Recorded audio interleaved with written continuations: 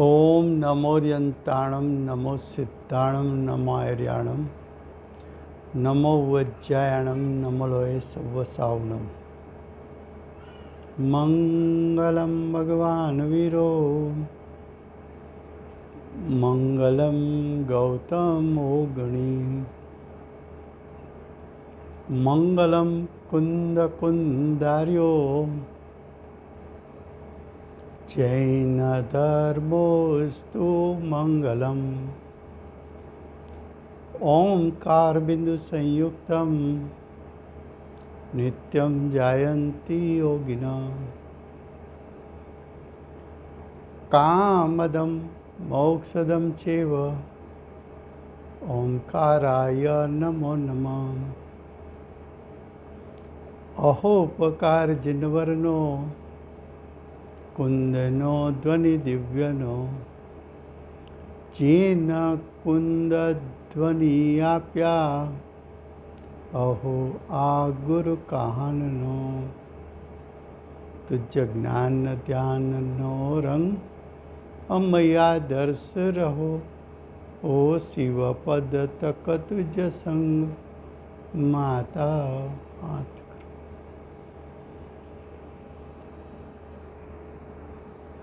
आ अष्टपाहुड़ नामनु अध्यात्मशास्त्र है। आचार्य भगवंते बीजू पाहुड़ सूत्र पाहुड़नी रचना करी है। सूत्र नो अर्थ आचार्य भगवंत करे छे के सूत्र प्रयोजन ने शोधी आपे। सूत्र प्रयोजन ने प्राप्त करावे। प्रयोजन शू छे तो कि मोक्ष मार्ग। तो आचार्य भगवान 10મી गाथा में एम कहे छे कि जीन सूत्र में राग द्वेष रहित सूत्र में जिनेन्द्र भगवान मत अनुसार सूत्र में जिनेन्द्र भगवान सिद्धांत अनुसार आ गाथा में दर्शाव्यो छे तेवो मोक्ष मार्ग छे। जीन सूत्र ए तने मोक्ष मार्ग प्रयोजनभूत मोक्ष मार्ग ए शोधी आप्यो। हवे तू एने प्राप्त करी ले।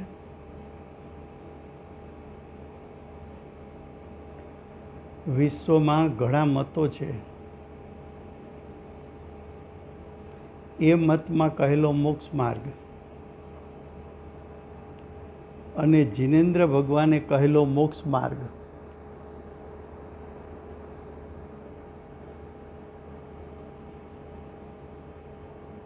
बंने ने सरखावी जो साचो मोक्ष मार्ग कयो तो के छे गाथा 10 गाथा 10 ना शब्दों छे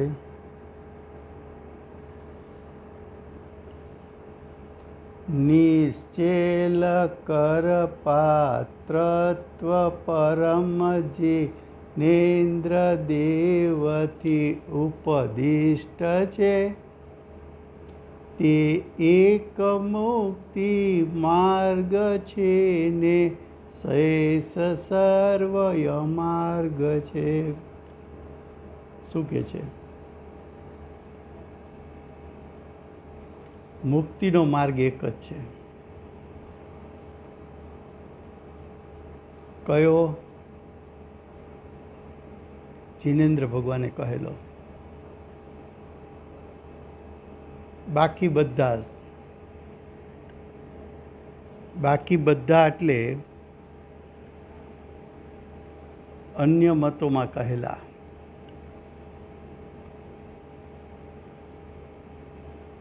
યથાર્થ જૈન ધર્મ દિગંબર સુધામનાઈ કુંદકુંદાચાર્ય દેવ સ્થાપીને ગયા છે.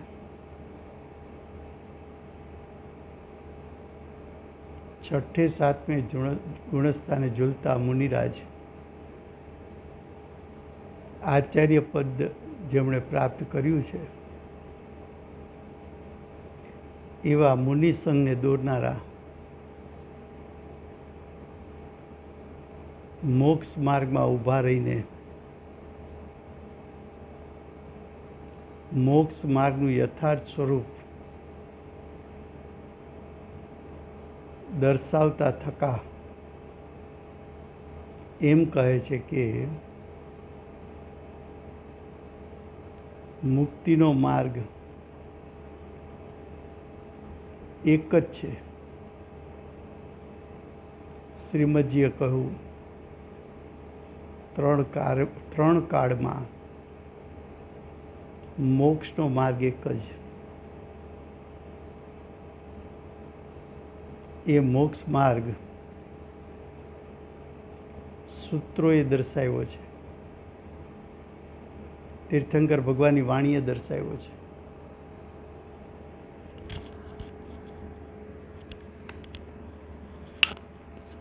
તીર્થંકર ભગવાનની વાણીએ દર્શાવેલો છે અને 12 અંક 14 પૂર્વમાં પણ એમ જ બતાવ્યું છે. હવે એનો અર્થ જે નિશ્ચેલનો અર્થ શું છે? વસ્ત્ર રહિત દિગંબર મુદ્રા સ્વરૂપ.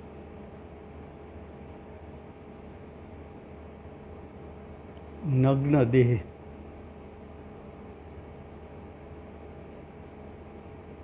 દિગંબર જન્મ્યા ત્યારે વસ્ત્ર રહિત. એને શાસ્ત્ર ભાષામાં યથાજાત રૂપ કીધું.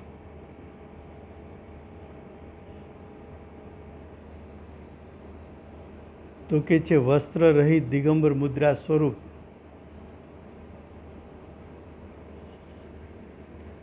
અને પાણી પાત્ર એટલે કરપાત્રમાં ઊભા ઊભા આહાર લેવો. મુનિને વસ્ત્ર પણ નથી અને જૈનના અન્ય ફિરકામાં પાત્રા સાધુ રાખે છે. અહીંયા તો એમ કીધું પાત્રા પણ નથી.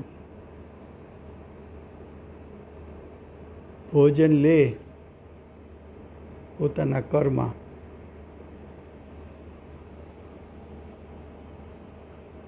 આહાર લીએ ઊભા ઊભા આહાર, દિવસમાં એક વખત આહાર, અલ્પ આહાર, શરીર ટકે એટલો આહાર, પ્રમાદ ન પોસાય એવો આહાર, સાત્વિક આહાર, જીવ હિંસાનો દોષ ન લાગે એવો આહાર, આહાર દાન કરનારને આહાર દાન કરે એવી શક્તિ હોય તો મુનિરાજ ત્યાંથી આહાર લે. એવી શક્તિ ન હોય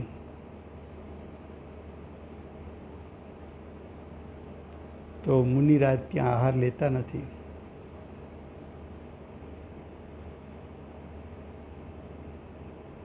આહારદાન આપનારની કોઈ સંકોચ વૃત્તિ હોય કે હવે મુનિરાજ આવ્યા છે એટલે આહાર આપવો પડે, ત્યાં મુનિરાજ આહાર લેતા નથી. નવધા ભક્તિ, જેના મન વચન કાયા શુદ્ધ છે, મુનિરાજને આહાર દેવાનો શુભ ભાવ છે, નિર્દોષ આહાર છે, સાત્વિક આહાર છે, આહાર આપવાને માટે શક્તિમાન છે,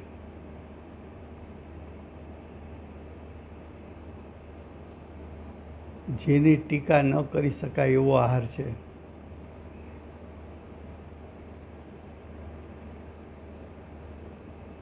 એવા મુનિરાજ આહાર લીએ. અલ્પ આહાર, પ્રમાદનું પોષણ થાય એવો આહાર ન લે, ઇન્દ્રિયો પુષ્ટ થાય એવો આહાર ન લે, ઘી તેલ આદિનો ત્યાગ કરે, સ્વાદના ત્યાગ કરે,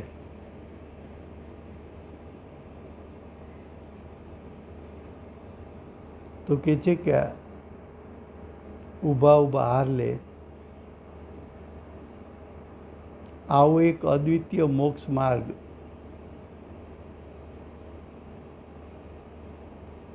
પરમદેવ જીનેન્દ્ર ભગવાને ઉપદેશ કર્યો છે. અંદરમાંથી મિથ્યાત્વ 3 કસાઈનો ત્યાગ થયો છે. શરીર પ્રત્યે મમત્વ ઘટી ગયું છે. 28 મૂળ ગુણના પાલનમાં નગ્ન દિગંબર અવસ્થા છે. ખડા ખડા આહાર છે, એક વખત આહાર છે, અસ્નાનતા છે, અદોન ધોવન છે, કેશ લોચન છે, ભૂમિ પર શયન છે, 5 મહાવ્રતના પાલક છે, 5 સમિતિના પાલક છે, 5 પ્રકારની ઇન્દ્રિયો પર વિજય મેળવ્યો છે અને 6 આવશ્યક ક્રિયા છે. આવા 28 મૂળ ગુણના પાલક એવા મુનીશ્વરો અંતરંગનો શુદ્ધતાને અનુરૂપ બાહ્યમાં શુભ ભાવ, બાહ્યમાં 5 પ્રકારની હિંસાનો ત્યાગ, અશુભ ભાવનો ત્યાગ, 28 મૂળ ગુણ પ્રમાણે શરીરની ક્રિયાઓ અને બાહ્ય ત્યાગ, આવું એક મુનિનું સૂત્ર પ્રમાણે સ્વરૂપ છે અને મુનિને મોક્ષ માર્ગ કહ્યો. મુનિને મોક્ષ માર્ગ કેમ કહો? તો કે મુનિપણું ગ્રહણ કર્યા વગર મોક્ષની પ્રાપ્તિ થતી નથી. શું કહ્યું? કે મુનિપણું ગ્રહણ કર્યા વગર મોક્ષની પ્રાપ્તિ થતી નથી. હવે કે છે ભાવાર્થ જો અર્થમાં અસ્થિતિ સ્વરૂપ બતાવ્યું, ભાવાર્થમાં અન્ય મતના સાધુઓ અને એના વેશ, તો કે જેઓ મૃગ ચર્મ, મૃગલાનું ચામડું, એનું વસ્ત્ર પહેરે, પોતાને સાધુ સંત તરીકે ખપાવે, કોઈ વૃક્ષની છાલ એમાંથી વસ્ત્ર બનાવે અને એ પહેરે. કોઈ કપાસનું કપડું રૂમાંથી, ખાદીના કપડાં, કોટનના કપડાં, પછી દુકુલ રોમ વસ્ત્ર ટાટ, પછી તૃણ વસ્ત્ર ઘાસમાંથી વસ્ત્ર બનાવી પહેરે.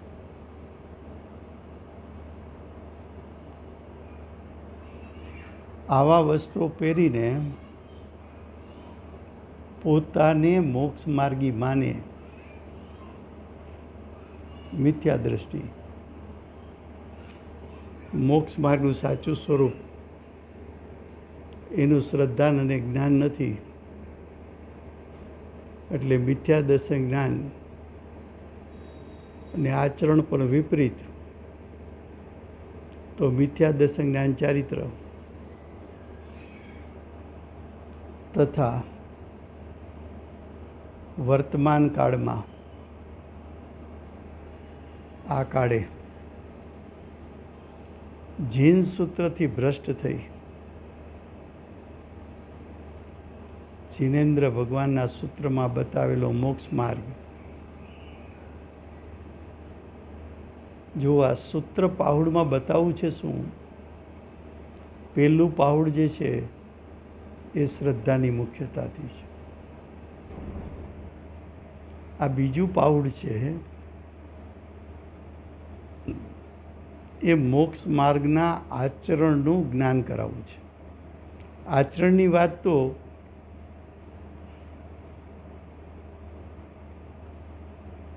ચારિત્ર પાહુડમાં કરાવશે.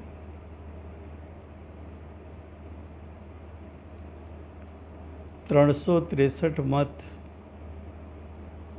એમ કહે છે કે અમે મોક્ષ માર્ગને મોક્ષ બતાવીએ છીએ.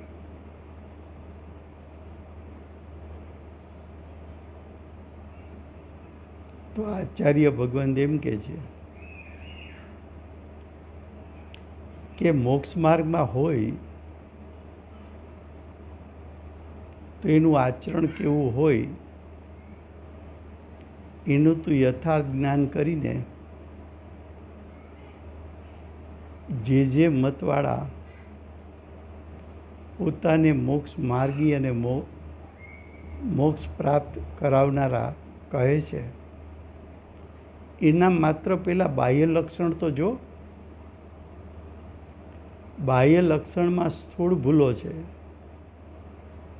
તેમાં અંતરંગ માર્ગની તો ક્યાં વાત કરવી. ખ્યાલ આવે છે? બાહ્ય માર્ગ જ,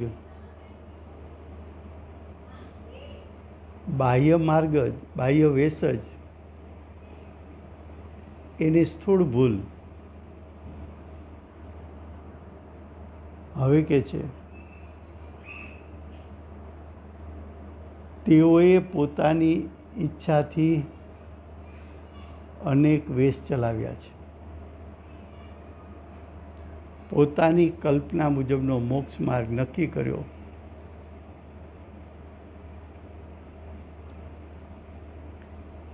એ નક્કી કરેલો માર્ગ પાછો વિપરીત. એનું ફળ તો કે આવા ભાવને કારણે મિથ્યાત્વ દ્રઢ થાય. મોક્ષ માર્ગ કે મોક્ષથી નજીક જવાના બદલે આવા જીવો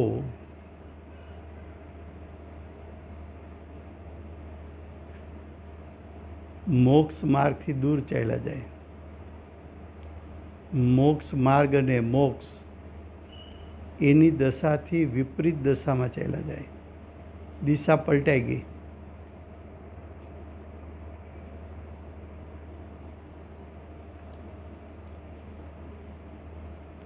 આચાર્ય ભગવાનની અંદરથી એક પ્રકારનો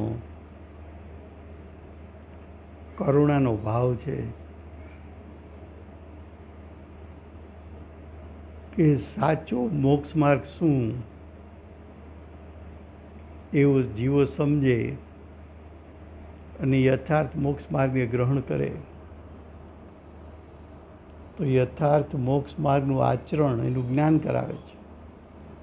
હવે કે છે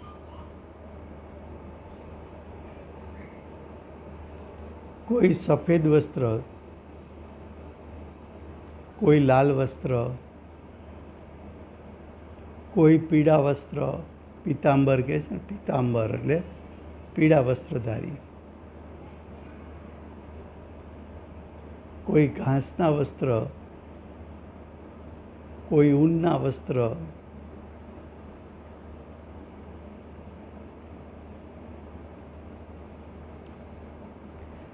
તેમને મોક્ષ માર્ગ નથી. જીન સૂત્ર ના પાડે છે. રાગ દ્વેષ રહિત થઈને રચેલા સૂત્રો એ ના પાડે છે.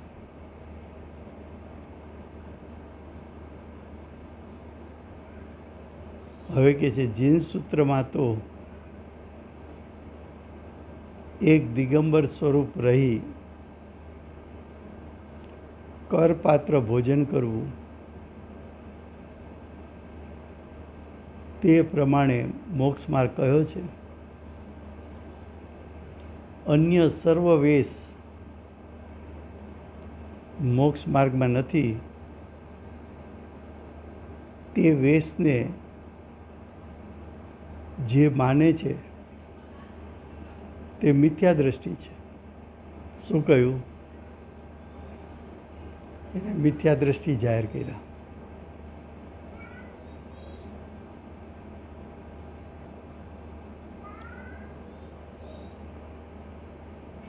હવે ગાથા 11. દિગંબર મોક્ષ માર્ગની પ્રવૃત્તિ.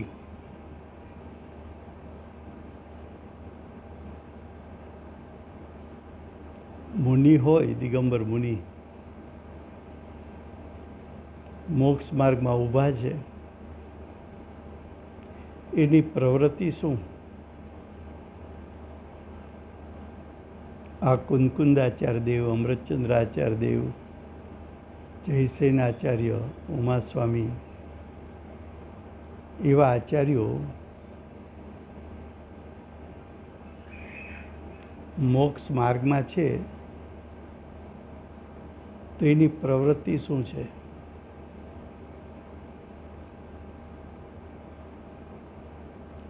જો ગાથા 11.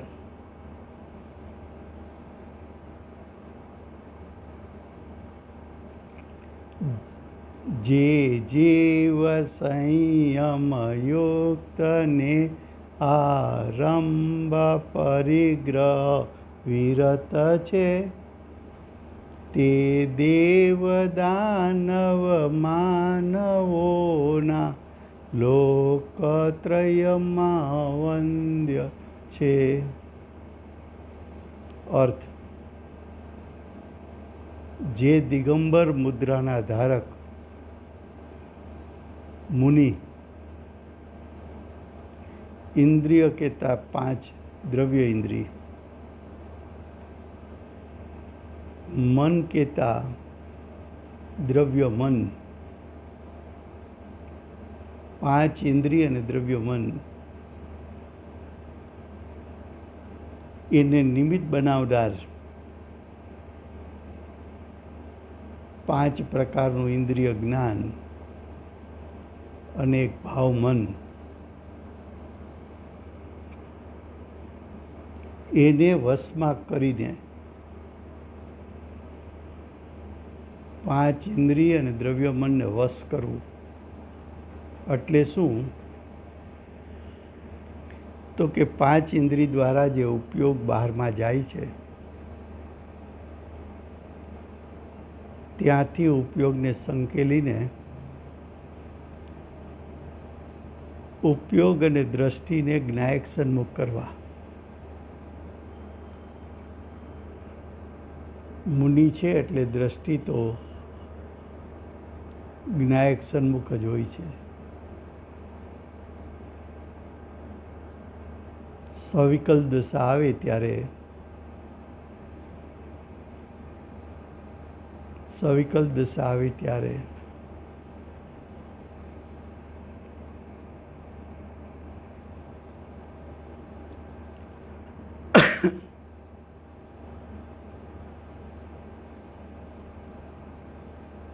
ઉપયોગ બહારમાં જાય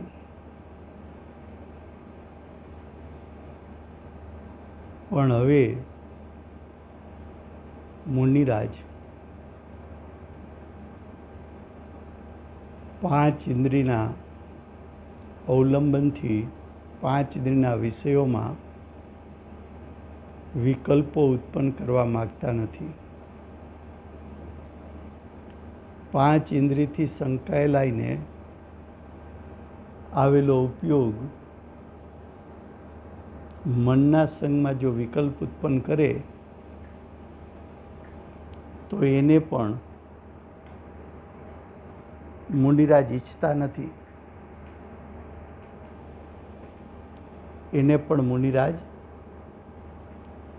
નથી.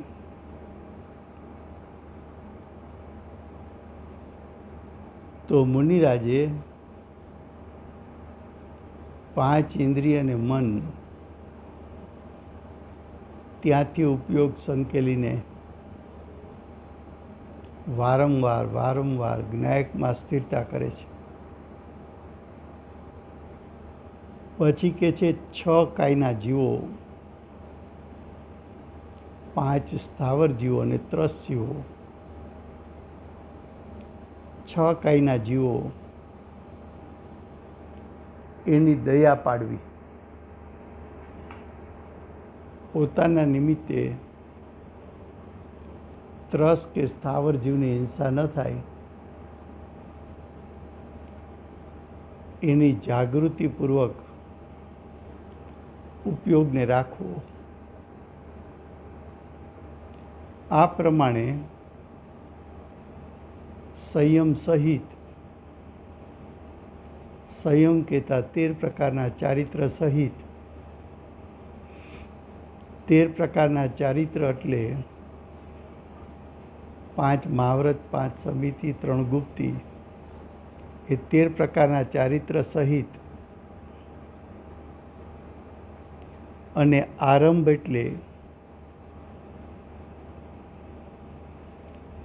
એટલે પ્રમાદ.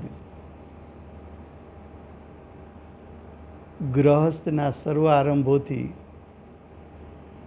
ગ્રહસ્થ એટલે પંચમ ગુણસ્થાન વર્તી શ્રાવક,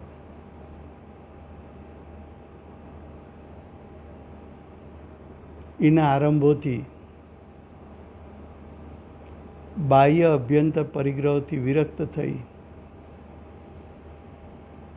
શ્રાવકને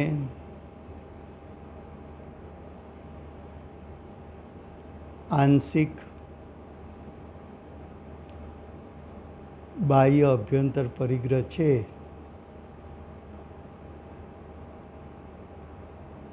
મુનિ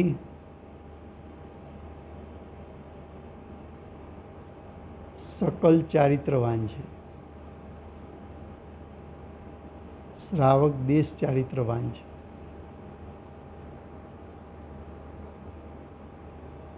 મુનિરાજે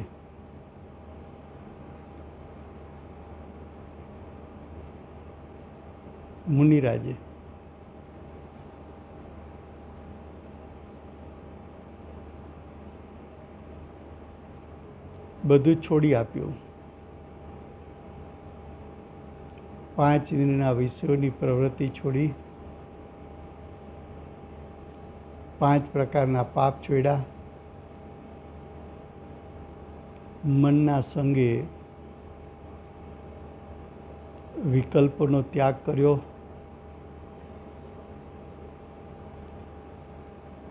મિથ્યાત્વને 3 કસાય અંતરંગમાં છોડ્યા, 12માં 10 પ્રકારનો પરિગ્રહ છોડ્યો,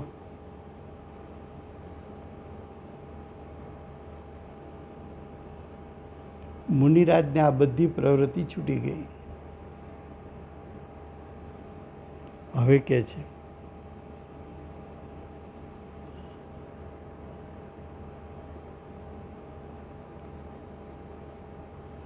તથા ઓપી શબ્દથી બ્રહ્મચર્ય વગેરે ગુણોથી યુક્ત હોય મુનિરાજ છે પર સ્ત્રી સ્વસ્ત્રી બધો ત્યાગ છે એ શરીરથી બ્રહ્મચર્ય. આત્માથી બ્રહ્મચર્ય એટલે પોતાના આત્માના સ્વરૂપમાં સ્થિર થઈને રમવું, નિર્વિકલ્પ થઈ જવું.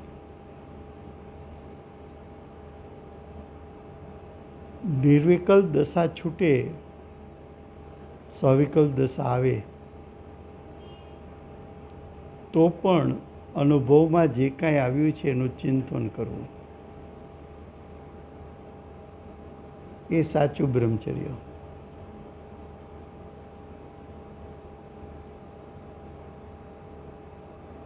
આવા મુનિ ગુણોથી યુક્ત એટલે શુદ્ધતાથી યુક્ત હોવાથી દેવ અને મનુષ્ય, દેવ દાનવ સહિત મનુષ્ય લોકમાં વંદનને યોગ્ય છે.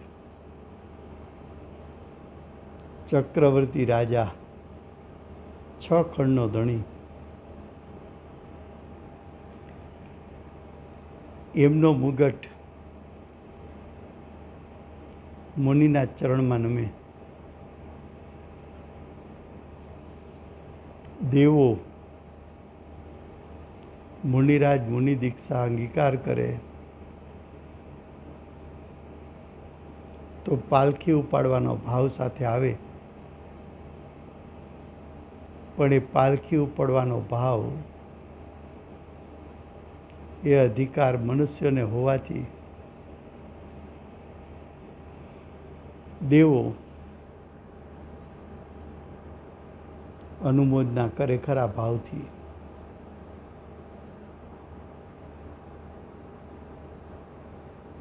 તો કે છે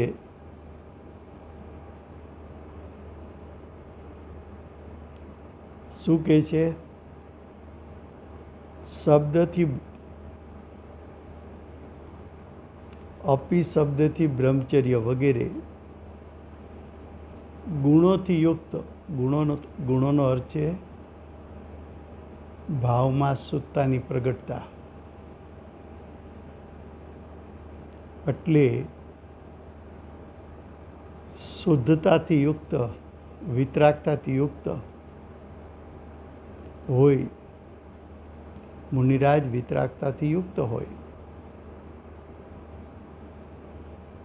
એવા મુનિરાજ દેવ દાનવ સહિત મનુષ્ય લોકમાં વંદન યોગ્ય છે. અન્ય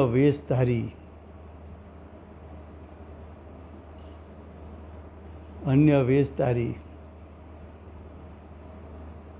પરિગ્રહને રાખનારા, આરંભથી યુક્ત એટલે પ્રમાદથી યુક્ત, પાખંડી છે, ઢોંગી છે, વંદનને યોગ્ય નથી.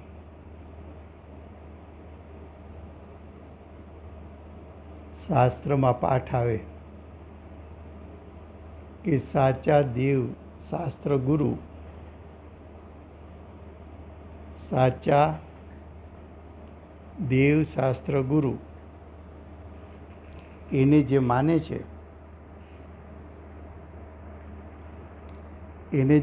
છે, એ જીવો સમ્યક દર્શનના અધિકારી છે. શેના અધિકારી છે? સમ્યક દર્શનના અધિકારી છે.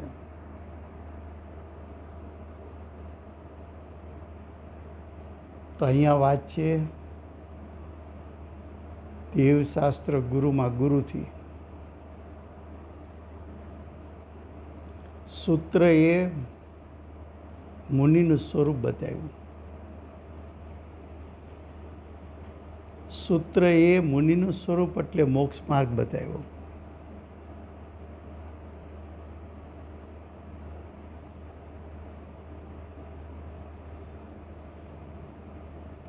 મોક્ષ માર્ગ પ્રગટ કરવો એ તારું એક પ્રયોજન છે.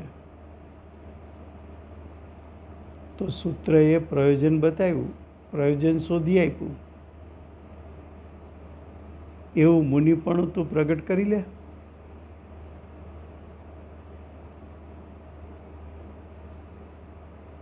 તો મોક્ષ માર્ગમાં જે જીવ છે, દિગંબર મુદ્રાધારી એવી એની એક પ્રવૃત્તિ છે. 5 ઇન્દ્રિય ઉપર વિજય મેળવવો, 5 મહાવ્રતનું પાલન કરવું,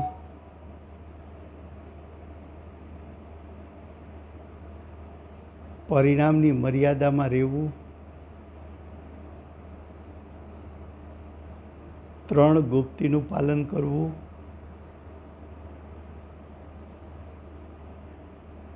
બાહ્ય અભ્યંતર પરિગ્રહનો ત્યાગ કરવો,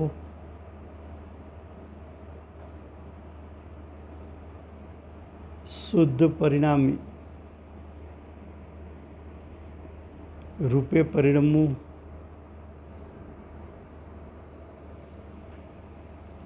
વસ્ત્ર ત્યાગ કરવો,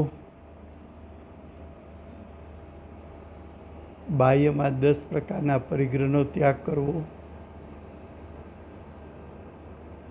પ્રમાદને છોડવો, ઢોંગી વેશનો ત્યાગ કરવો,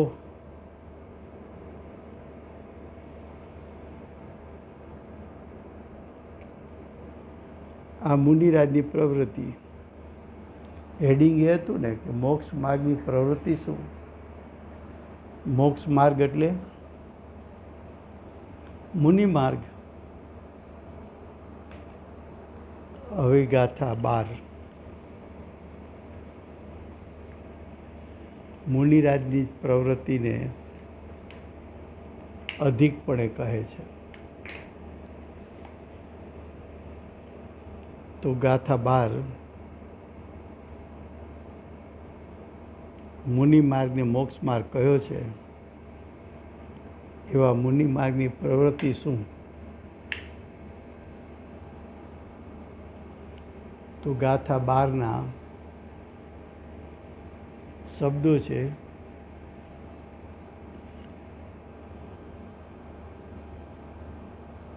બાવીસ પરિસહને સહે છે શક્તિ સત સંયુક્ત જે તે કર્મ ક્ષયને નિજરામાં નિપુણ મુનિઓ વંદ્ય છે.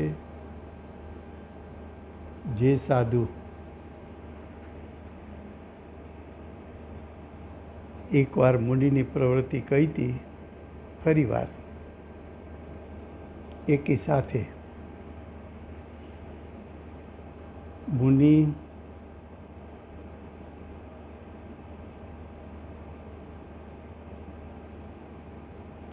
પાંચ મહાવ્રત, 5 સમિતિ, 5 ઇન્દ્રિય, 5 આચાર, 3 ગુપ્તિ, 6 આવશ્યક, 10 લક્ષણ ધર્મ, 12 ભાવના, 12 પ્રકારના તપ, 22 પ્રકારના પરિસહ, 28 પ્રકારના મૂળ ગુણ, સલ્લેખના વ્રત, પ્રતિક્રમણ, પ્રત્યાખ્યાન, આલોચના, પ્રાયશ્ચિત, ભક્તિ, સમાધિ, સદુપયોગ રૂપે પરિણમવું,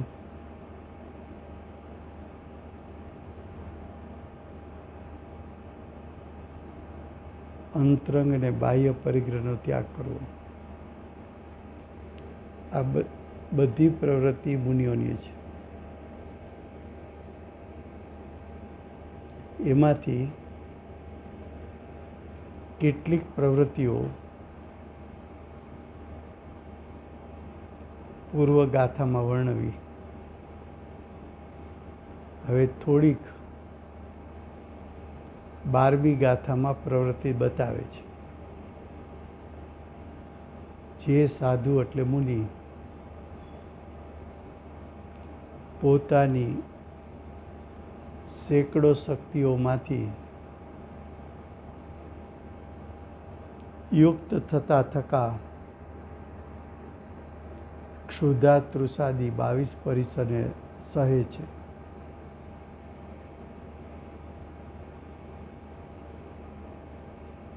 પરિસ કોને કહેવાય?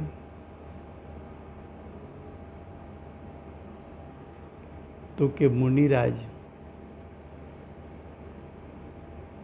સામેથી કાંઈ ક્લેશ ઉત્પન્ન કરે એટલે કે એવા સ્થાનમાં જઈને બેસે. દાખલા તરીકે મચ્છર આદિ હોય તો એ દંશ દેનારા છે. એવા સ્થાનમાં જઈને બેસે.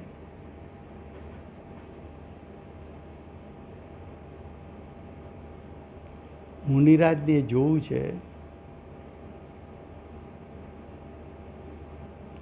કે આવી પ્રતિકૂળતા વખતે અમે અમારા ઉપયોગને પલટાવીને જ્ઞાયક સન્મુખ રાખી શકીએ છીએ કે નથી રાખી શકતા. વન જંગલમાં તો ગમે ત્યારે ઉપસર્ગ પણ આવી પડે અને પરિસર પણ આવી પડે. તો એવા પરિણામમાં અમારી સહનશીલતા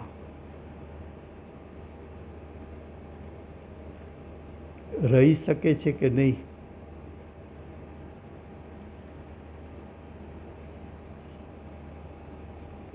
જેને મુનિ થવું હોય એ પૂર્વે 11 પડીમાનું પાલન કરે. જો 11 પડીમામાં નિરતિચાર ટકી શકાય તો મુનિ દીક્ષા લેવાનો ભાવ ઉત્પન્ન કરે. તો જેમ મુનિપણા પહેલાં 11 પડીમાં છે એમ જીવને શ્રેણી આરોહણ કરવું હોય તો પરિસરનો ઉપસર્ગ આવે તો પણ પોતાનો ઉપયોગ નાયક સન્મુખ રહે છે કે નહીં?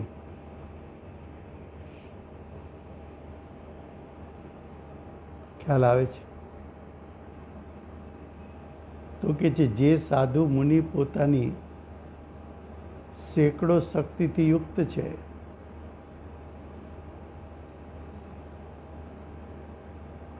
ક્ષુધા તૃષાદી 22 પરિસરોને સહે છે, આટલી સહનશીલતા છે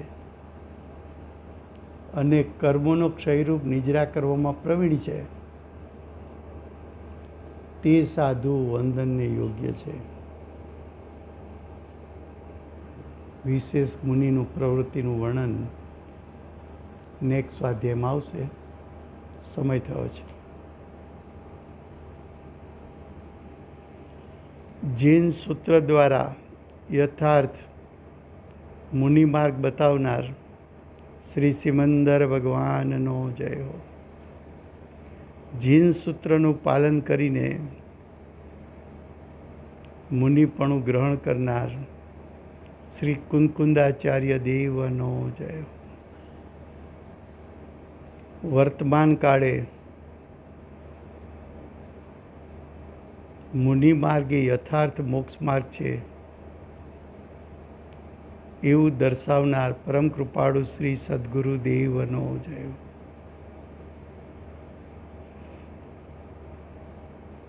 ભવિષ્યમાં મુનિ થવાની ભાવના રાખનાર પ્રસમમૂર્તિ ભગવતી માતનો જય.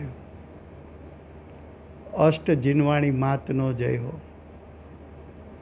પરમ દિગંબર જૈન ધર્મનો જય.